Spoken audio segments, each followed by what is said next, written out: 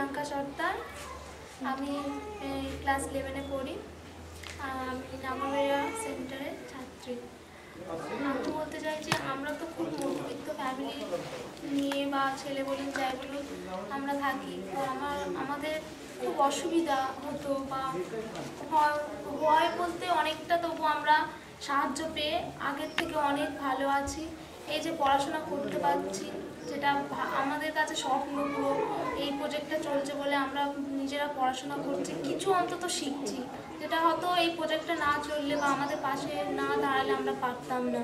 কারণ বাবা মা যা ইনকাম করে বা যাই করুক, সেটা তো খেতে বা ট্রিটমেন্ট আছে শরীরে এইসবে হয়ে যায়। তার থেকে এখন আমরা নিজেদের, অত পরিবারের সবাই হয় না, কিন্তু আমার ট্রিটমেন্টটা পরিণয়ন করছে, এই জন্য আমরা সত্যি খুব খুশি।